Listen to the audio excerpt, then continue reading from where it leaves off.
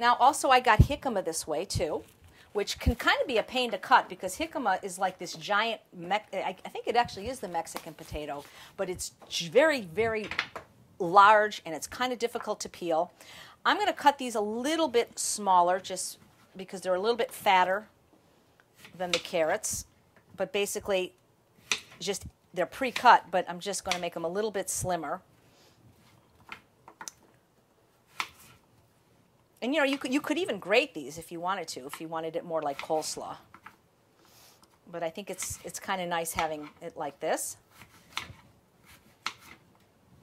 And the fact that it was already peeled and sliced for me is just going to make it that much quicker.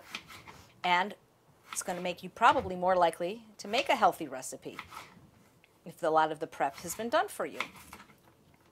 Hiccuma is very crunchy. It's sort of sweet. It's great with dips.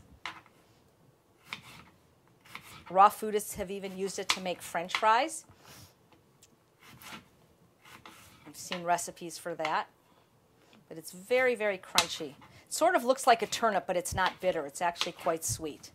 So I'm going to take my Hiccuma and put it in the bowl.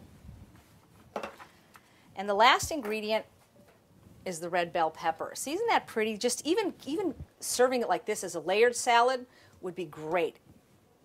You could do that and then stir it at the last minute before your guests. I wanted to show you, though, how to cut a red bell pepper, or really how to cut anything round. After teaching at the Braille Institute to the blind, I realized safety is really important in the kitchen, especially if you're blind.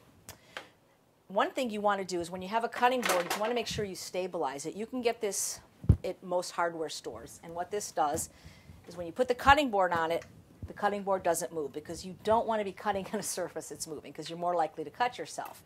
If you can't find this material, wet a towel, a dish towel, wring it out, put the cutting board on top of that, it also won't move. Anytime you're cutting something round, be it an apple or a bell pepper, you want to make what's called a stabilizing cut. So what you want to do is you want to turn something round into something flat. So you want to make one cut. I'm cutting the top off. Now the round surface is a flat surface. Flat surfaces stay still.